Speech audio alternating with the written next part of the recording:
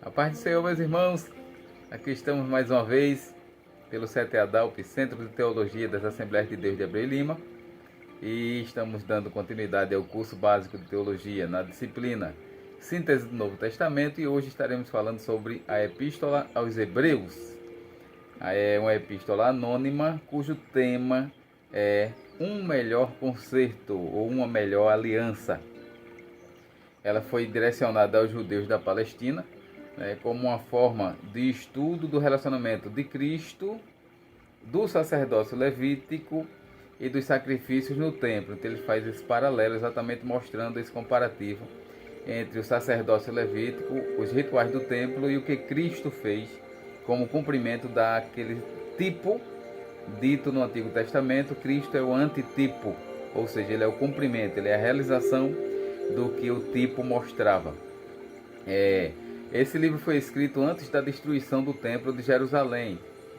O Templo de Jerusalém e a própria cidade foi destruída na década de 70 da nossa era, A Epístola aos Hebreus tem como finalidade mostrar que a lei se tornou obsoleta com a chegada de Cristo e que os crentes permanecessem fiéis diante da perseguição, e que prosseguissem na sua busca da maturidade espiritual e para não correr o risco, aliás, de voltar a cair no estado de condenação e abandono, onde anteriormente todos estavam debaixo de perdição. A lei mostra isso, mas Cristo veio exatamente proporcionar uma nova aliança, uma nova oportunidade para os homens, e Hebreus ele foca exatamente nesse sentido de que a humanidade precisa perseverar nessa oportunidade para que não volte a cair e a ser rejeitado. Capítulo 1 de Hebreus vai falar sobre a divindade de Jesus, que Deus ele falou aos antigos através dos profetas, mas agora ele fala diretamente através do próprio Filho, sendo este Filho Deus que está assentado à destra do Pai, sendo esse Filho o Criador de todas as coisas, preservador de todas as coisas, herdeiro de todas as coisas, inclusive do universo, e sendo mais excelente do que os anjos, sendo os anjos elencados em Hebreus como espíritos ministradores enviados para servir aqueles que herdarão a vida eterna. Essa é a síntese do capítulo 1 de Hebreus. Capítulo 2 de Hebreus vai falar que Cristo é superior aos anjos e é sumo sacerdote que se compadece, ou seja, é compassivo. Os judeus, a tradição judaica acreditava que a lei foi dada a Moisés através dos anjos, e por isso que o escritor aos Hebreus ele vai dizer, ora, se o mandamento entregue pelos anjos, a desobediência a esse mandamento gerava a morte, o que ocorrerá àqueles que não derem ouvidos ao próprio Cristo falando? Ou seja, a mensagem do Novo Testamento dita e vivida pelo próprio Cristo, Fala exatamente no sentido de que Cristo, sendo o próprio Filho de Deus, fica evidenciada essa autoridade que ele tem através da operação de milagres. Embora Cristo tenha sido feito temporariamente inferior aos anjos, quando ele tomou a forma humana, mas depois da sua morte e ressurreição, ele se tornou Senhor sobre tudo e sobre todos, e inclusive na fala de Hebreus, ele se tornou príncipe da salvação, ou seja, ele se tornou agora o canal de salvação para a humanidade e tem condição de se compadecer de todos os homens, já que ele viveu em forma humana também. Então ele sabe se compadecer da nossa humanidade. Essa é a síntese do capítulo 2. Capítulo 3 de Hebreus vai falar que Cristo é superior a Moisés. Para alguns judeus, Jesus seria aquele que viria impor a lei de Moisés a todos os homens, ou seja, seria alguém enviado por Moisés. Logo, seria alguém inferior a Moisés. Então o escritor aos Hebreus ele tem esse cuidado de dizer que não, Cristo ele é além, é superior do que Moisés. E nesse mesmo capítulo 3 vai falar sobre o perigo da incredulidade. Ou seja, o povo de Israel, mesmo sendo povo da promessa, mesmo que usufruíram das promessas de Deus diante da peregrinação, ainda assim os incrédulos foram rejeitados. Então o cuidado que se tem diante dessa mensagem, dessa nova aliança, é que nós perseveremos na fidelidade, porque os incrédulos sempre são rejeitados. Então nesse sentido ele vincula a rejeição ao Cristo, ou aqueles que rejeitaram Cristo teriam o mesmo destino daqueles que foram incrédulos na peregrinação, ou seja, não seriam salvos, não entrariam na terra, não alcançariam seus objetivos. Capítulo 4 de Hebreus vai falar sobre um repouso, só que esse repouso é diferente do repouso da criação, que é o repouso do sétimo dia, e do repouso da peregrinação, que é a terra de Canaã terrestre. Na realidade, esse repouso proposto aqui em Hebreus, ele é adquirido através da fidelidade e da obediência à palavra de Deus, sendo essa palavra viva e eficaz e mais penetrante do que qualquer espada de 2 gumes. Então esse repouso aqui está relacionado com o descanso e a salvação eterna proposta por Cristo. No mesmo capítulo 4 de Hebreus, no versículo 14 em diante, o escritor vai falar sobre a superioridade de Cristo diante dos sumos sacerdotes do Antigo Testamento. Ou seja, Cristo, enquanto os sacerdotes do Antigo Testamento precisavam repetir seus rituais e eram humanos e eram substituíveis, Cristo, ele é único e entrou de uma vez por todas no céu, e assim o tabernáculo verdadeiro, que é a morada de Deus, e assim nos dá essa ousadia para que a gente se achegue ao trono da graça através desse caminho que ele nos preparou, novo e vivo caminho que ele nos preparou. Capítulo 5 de Hebreus vai falar ainda que Cristo é superior aos sacerdotes levíticos, ou seja, quando Cristo ele é gerado no ventre de Maria, e aqui o escritor ele traz aquele termo, tu és meu filho, hoje te gerei. Aqui só cabe um adendo no sentido de que essa geração de Cristo aqui não é que Cristo ele foi criado, é que Cristo se fez carne, e quando se fez carne, sim, ele foi gerado no ventre de Maria. Então a expressão aqui, ela não fala da criação do Cristo, e sim da geração desse Cristo, ou seja, do verbo se fazendo carne no ventre de Maria por obra e graça do Espírito Santo. Então quando Cristo passa por esse ritual, passa pelo seu sofrimento, morte e ressurreição, ele torna-se sacerdote de uma ordem eterna. E o exemplo que o escritor toma é a ordem de Melquisedeque, que era o sacerdote de Deus, era rei de Salém, também rei de paz, e que Melquisedeque ele surge na história, lá em Gênesis, sem que se conheça a origem dele e o fim dele.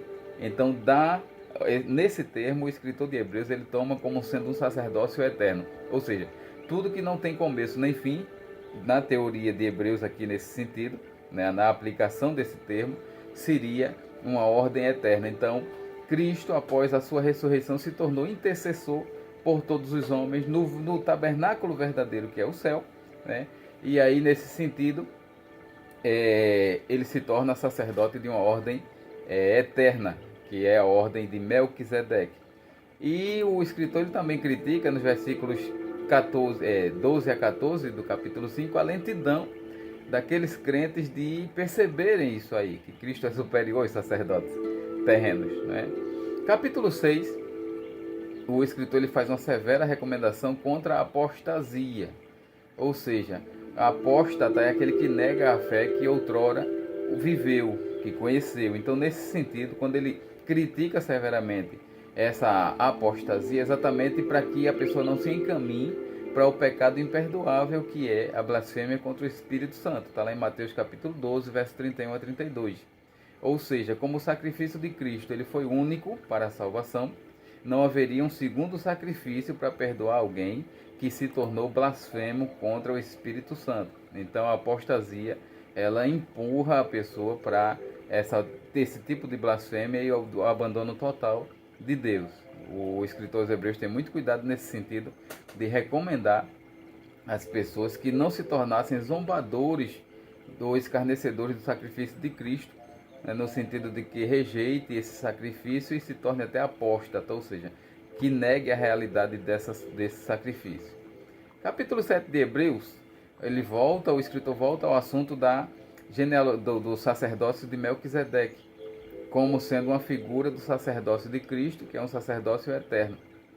E ele vai explicar exatamente lá de que esse Melquisedeque, que não tendo genealogia, nem pai, nem mãe, quando encontrou Abraão, recebeu o dízimo de Abraão e abençoou Abraão, ou seja, dizendo da superioridade desse sacerdócio de Melquisedeque, ao ponto de que o detentor das promessas para o povo hebreu, que era Abraão, era tido como inferior a Melquisedeque, ao ponto de ser abençoado por Melquisedeque. Então é isso que o escritor ele vem falando no capítulo 7, de que Cristo é dessa linhagem. Embora sendo filho de Abraão, e no discurso de Jesus certa vez ele diz isso: antes que Abraão existisse, eu era, ou eu sou, né? Exatamente mostrando ser superior a Abraão. Ele não é da linhagem humana de sacerdotes, mas sim de uma linhagem eterna, que é o sacerdócio tido aqui como exemplo de Melquisedeque. O capítulo 8 de Hebreus vai falar que Cristo é um mediador de uma nova aliança, ou de um melhor pacto, um pacto eterno, sendo ele sumo sacerdote no tabernáculo verdadeiro, que é o céu, ou seja, o tabernáculo da ideia de habitação de Deus, e é tanto que quando Deus manda Moisés fazer um tabernáculo, é para que eu habite no meio do meu povo. Então, Cristo é mediador de um melhor pacto, porque ele está no tabernáculo verdadeiro, né? E os rituais antigos da lei já haviam sido ultrapassados, ou substituídos pelo sacrifício de Cristo, que foi único e perfeito. Então, nesse sentido, esse sacerdócio agora gerava seguidores não para rituais terrenos, mas para a lei escrita no próprio coração. O capítulo 8 vai falar exatamente nisso, de que o sacerdócio de Cristo ele é no sentido de um reino espiritual, um reino interior, e não de aparência apenas. Capítulo 9, o escritor fala das estruturas e dos rituais do tabernáculo terrestre, e que exigia repetição de sacrifício porque era imperfeito. Ora, tudo que é perfeito é feito uma única vez. Se precisa repetir é porque era imperfeito. Então ele faz esse contraste entre o tabernáculo que Cristo entrou uma única vez por um único sacrifício, sendo ele sumo sacerdote no céu, em paralelo com os sacrifícios feitos aqui na terra, que precisavam de repetições. Diante de Deus, esse sacrifício de Cristo não precisava de repetições, porque enquanto os sacrifícios imperfeitos apenas cobriam pecados, o sangue de Cristo ele perdoa pecados. E assim, nesse sentido, a gente pode descansar, porque temos agora um sumo sacerdote num tabernáculo perfeito que intercede por nós diretamente diante de Deus, né?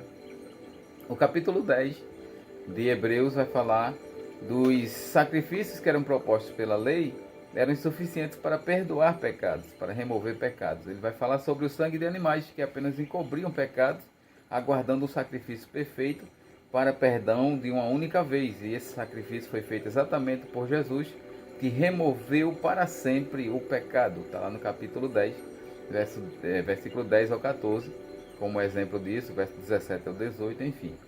Do capítulo 10, verso 19 ao 39, o escritor ele faz mais uma exortação para que os cristãos perseverassem na fé, já que agora tinham acesso ao Pai, né? Tinham condição de chegar a Deus por um novo e vivo caminho que Cristo nos consagrou. Então, diante dessa oportunidade de um novo caminho aberto, todo cristão deve perseverar na fé e na santificação, se purificando pela água, ou seja, pela palavra inspirada de Deus, não dando espaço à apostasia, ou seja, pecar voluntariamente e profanar essa fé voluntariamente, né? E nesse sentido, que cada um perseverasse para que não expusesse de novo Cristo ao sacrifício ou ao sofrimento. Quer dizer, quando alguém banaliza o sacrifício de Cristo, é como se desprezasse o que Cristo passou na cruz do Calvário. Então, nesse sentido, há uma recomendação mais uma vez aqui, para que aqueles cristãos perseverassem na fé em Cristo. Capítulo 11 de Hebreus é tido como o capítulo dos heróis da fé, né? E a essência desse capítulo é exatamente mostrar a natureza da fé daqueles cristãos, daqueles antigos cristãos, né? E o exemplo da fé extraído do Antigo Testamento. Então, todos os cristãos são estimulados a perseverarem na fé, pois essa fé não é cega, mas é a certeza das coisas que se esperam e a prova das coisas que não se veem. Ou seja, exemplo disso a gente pode tirar como sendo o vento. O vento a gente não vê, mas sente. Então a gente sabe que é real. Assim é a fé cristã.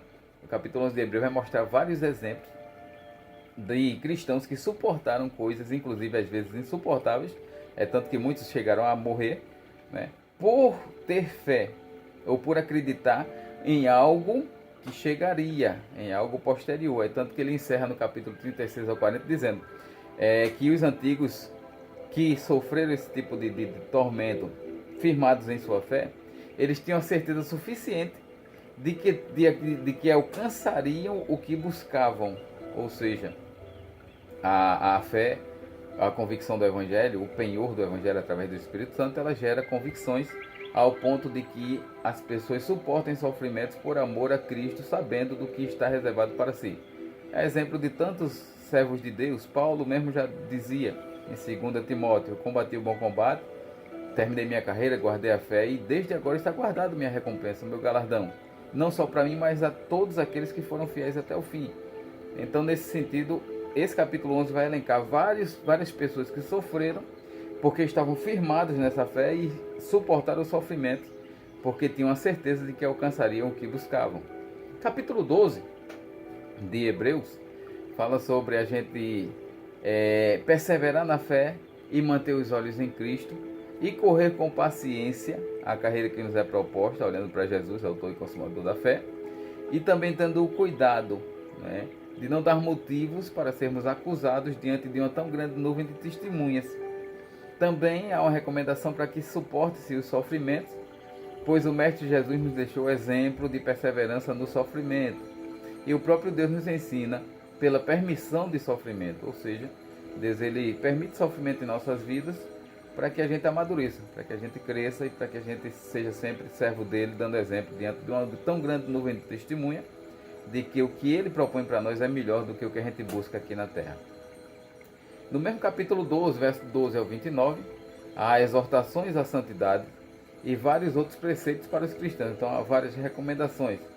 Que não desprezem a bênção de Deus, como Esaú rejeitou a primogenitura. Ora, a primogenitura é uma bênção de Deus, né? Inclusive tinha direito a duplicar da herança, né? O dobro da herança dos demais filhos. Por quê? Porque o primogênito, como herdeiro da herança, como herdeiro da primogenitura, ele se tornava, na ausência do patriarca ou do pai da família, o sacerdote do lar. Ele era o responsável por toda a família. E isso é uma dádiva de Deus. E Esaú foi profano, ele trocou esse direito por qualquer coisa, por um prato de comida. Enfim, trocou as coisas espirituais por coisas materiais. Então, o cuidado do escritor é exatamente que os cristãos perseverem nesse sentido de não desprezar as bênçãos de Deus. Fala também sobre o tempo da lei, né? A lei entregue no Monte Sinai, que impunha uma certa reverência para aqueles que se aproximassem do Sinai. Quanto mais seria exigido daqueles que se aproximam de Jerusalém Celestial, ou seja, através de Cristo ou pelo próprio Cristo. Exige-se santidade, exige-se uma perfeição tal, porque o próprio sangue que foi derramado para esse sacrifício do Novo Testamento é um sangue muito superior. O escritor ele vai tomar como exemplo a superioridade, inclusive, do sangue de Jesus perante o sangue de Abel, que era sangue inocente. E recomenda também que Deus é um fogo consumidor, ou seja, não se deve brincar com as coisas de Deus, mas que se leve a sério e que se persevere nessa santidade. Temos no capítulo 13 de Hebreus a exortação sobre a graça e a misericórdia de Deus, né? A hospitalidade como praxes dos antigos, ou seja, que os antigos tinham esse costume ou praxes de receber alguém em sua casa, e muitos deles receberam anjos. Fala sobre ter empatia com os presos, fala sobre o zelo, o dever de zelar pelo leito sem mácula e pelo matrimônio, né? Fala sobre não se entregar à avareza, fala sobre lembrar-se dos pastores fiéis e seguir o exemplo deles, fala sobre orar e obedecer sempre aos pastores fiéis, né? Oferecer sempre a Deus sacrifício vivo de louvor, que são os lábios ou de lábios que confessam o nome de Jesus, ou seja, o sacrifício requerido agora já não é mais de ritual, e sim de louvor. E por fim, saudações finais do livro de Hebreus, da Epístola aos Hebreus. Assim, a gente entra agora na carta ou no livro de Tiago. Tiago, ele é um livro prático, é um livro de muita sabedoria, e ele foi escrito de forma para ser epístola universal, ou seja, ele não é uma carta endereçada a um grupo pequeno de pessoas. ela é uma carta endereçada a um grupo grande para circular muito. Então, nesse sentido, é como carta universal. E é direcionada às 12 tribos dispersas, ou seja, essa dispersão acredita-se que foi após a morte de Estevão, né, os judeus passaram a ser perseguidos e assim foram dispersos por todo o mundo da época. E Tiago, como um pastor da igreja de Jerusalém, ele escreve a essas tribos dispersas, né, e fala sobre o sentido disso aí é que eles encoragem aqueles cristãos diante do sofrimento para corrigir também algumas crenças erradas com relação à natureza da fé cristã, né, e para mostrar assuntos relacionados à fé prática. Então, vai falar sobre aspectos práticos da vida cristã. Essa é a essência do livro de Tiago, né? Esse Tiago, autor desse livro, é o Tiago, irmão de Jesus, que, como disse inicialmente, ele era pastor da igreja de Jerusalém e era conhecido como Tiago Joelhos de Camelo, por ter os joelhos bastante encalejados de tanto que orava, né? E ele foi martirizado, só a título de conhecimento, ele foi martirizado depois de ter sido jogado por uma das galerias do templo de Jerusalém, foi apedrejado e, como não tinha morrido ainda, ele foi receber um golpe de misericórdia, entre aspas, com um bastão de madeira para que não sofresse tanto, né? E enquanto isso ocorria, ele orava: Pai, perdoa-lhes porque não sabem o que fazem. Isso aqui Eusébio cita um escrito de Flávio Josefo, de que isso tenha ocorrido dessa forma. Então, o livro de Tiago, no capítulo 1, ele vai falar acerca de várias provações ou tentações, né, para que os irmãos até se gloriassem quando estivessem diante de várias tentações. Lembrando que o termo tentações aqui é peirasmos, que significa perseguições e aflições. Essa tentação aqui não é uma tendência a pecar ou a cair, mas é relacionado à provação. Então, fique feliz quando estiver diante de provações, porque a sua perseverança vai mostrar a fidelidade que você tem a Deus. Também, nesse capítulo 1, ele vai falar sobre a busca de sabedoria. Quem não tem sabedoria, peça a Deus, porque ele dá e não lança em rosto. Também vai falar sobre a tentação para pecar. Aí sim, essa tentação para pecar seria uma sedução ao pecado, e essa sedução, essa tentação não vem de Deus, mas da concupiscência do homem. Está lá no versículo 13 ao 15.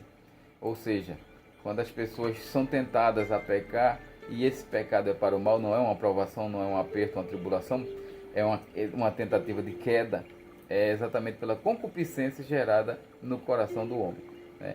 Recomenda-se também, nesse capítulo 1, Tiago recomenda para que todos os homens sejam prontos para ouvir, tardio para irar-se e tardio para falar, né? Fala também sobre rejeitar a imundícia e a malícia. Fala sobre ser praticante e não apenas ouvinte da palavra de Deus. Fala que ser religioso não é apenas palavras, mas atitudes. E que atitudes? Visitar os órfãos, visitar as viúvas nas suas tribulações e guardar-se da corrupção do mundo. Está no versículo 26 e 27 do capítulo 1. Como disse, o livro de Tiago, ele é um livro de vários conselhos práticos para a vida cristã. Capítulo 2 fala contra a acepção de pessoas com relação a ter aparências ou posses, até porque fazer acepção de pessoas é pecado, está no versículo 9. Também fala sobre a fé sem as obras é morta, ou seja, essa fé aqui e essa obra aqui está se falando exatamente não de salvação, mas de consequência. A salvação gerada por Deus através da fé, né, proporcionada por Deus através da fé em nossas vidas, ela gera mudança de atitudes. Então, Tiago ele vai falar aqui no capítulo 2 exatamente isso, de que as pessoas não mudam às vezes as atitudes e dizem que têm fé em Deus, e dizem que são nova criatura. Na realidade, não é bem assim. A pessoa não faz obra para ser salvo, mas as pessoas fazem obras porque são salvos. É uma consequência. Esse capítulo 2 vai tratar exatamente nesse sentido de que essas obras que ele fala aqui é como um fruto da salvação, não é como um meio para se salvar, né? Capítulo 3 de Tiago vai falar sobre os pecados da língua. E aqui ele faz um grande sermão falando sobre o poderio dessa língua, que inclusive ela é utilizada tanto para falar palavras ásperas, quanto para ensinar falsas doutrinas. Ou seja, aqui está falando sobre o cuidado dos pecados da língua. Então, falar mal de alguém, ensinar novas doutrinas diferentes do Evangelho, tudo isso faz parte do pecado da língua, né? E eles comparam essa língua sendo tão pequena, mas proporcional ao tamanho de um corpo, ela é capaz de determinar, através das palavras, do destino e a orientação da nossa vida, né? É da mesma língua que se profere bênção e maldição, cabendo a cada um de nós escolher o que quer, ou como quer utilizar essa língua. Paulo diz até que, Tiago vai dizer que quem domina a sua língua é adulto, é maduro, porque realmente é algo difícil. Temos também no capítulo 3, mesmo capítulo, verso do 13 ao 18, uma comparação entre a sabedoria do mundo e a sabedoria do alto. A sabedoria do mundo gera amarga inveja, facção ou divisão, vanglórias e mentiras, enquanto que a sabedoria do alto gera bom trato, mansidão, pureza, pacificidade, imparcialidade e várias outras ações boas, né? E é por essas atitudes que a pessoa, que é perceptível que tipo de sabedoria as pessoas têm, que cada um demonstra sua sabedoria através de suas ações, né? Capítulo 4 de Tiago vai falar sobre o cuidado que se deve ter para não se ter a mente mundana, que gera cobiças, ou seja, o desejo de ter as coisas dos outros, né? Gera também petições egoístas em orações não respondidas, né? Fala sobre a amizade com o mundo, a inimizade contra Deus. Fala que o espírito que em nós habita tem ciúmes, lembrando que ciúmes aqui, na nossa cultura, o ciúme ele é um defeito de caráter, ele é uma insegurança, ele é algo mau. Com relação ao Espírito Santo, o termo ciúme aqui está relacionado apenas a zelo, a cuidado, né? Então, quando diz que o Espírito Santo tem ciúmes, não é um defeito, é um termo que significa o Espírito Santo tem zelo por você. E fala sobre os soberbos. Deus resiste aos soberbos, porém dá graça aos humildes. Isso tudo no capítulo 4 de Tiago, né? Deus condena pessoas de duplo ânimo, ou seja, pessoas que não são decididas, estão em cima do muro, ora serve, ora não serve a Deus. Versículo 8. Pessoas que não têm, nesse sentido de duplo ânimo, que não têm a decisão exclusiva de servir a Deus, então serve a Deus e serve ao mundo. Fala sobre não falar mal ou julgar um irmão, porque quando se julga um irmão, é como se o juiz fosse a pessoa perfeita. Então nenhum ser humano é perfeito, e diante dessa condição de imperfeição humana, ninguém tem o direito de julgar o próximo, né? Que inclusive esse tipo de atitude é uma soberba, é uma grandeza humana. Fala sobre o amanhã sem Deus, que é uma presunção maligna, ou seja, tudo que formos fazer dependemos de Deus. Então, se o Senhor permitir, se eu estiver vivo, né? E fala que quem sabe fazer o bem e não faz, comete pecado, está no versículo 17. Então, veja que é um livro bastante prático, o livro de Tiago. E por fim, o último capítulo de Tiago, capítulo 5, fala sobre condenação dos ricos opressores, que Deus vê a sonegação dos salários dos ricos sobre os pobres, e Deus ouve os lamentos dos pobres diante dessa opressão. Então, tem que se ter muito cuidado com relação à administração dos bens aqui na terra, porque Deus ele vê tudo, e por isso que Jesus será o justo juiz, porque todas as coisas estão nuas e patentes aos seus olhos, né? Fala sobre ter paciência com relação à volta de Jesus, igual um lavrador, quando planta, ele não vai colher imediatamente seus frutos, mas ele espera o tempo certo do fruto. E o escritor também traz como exemplo, Tiago traz como exemplo, a paciência de Jó. Você não viu a paciência de Jó e não viu o fim dele?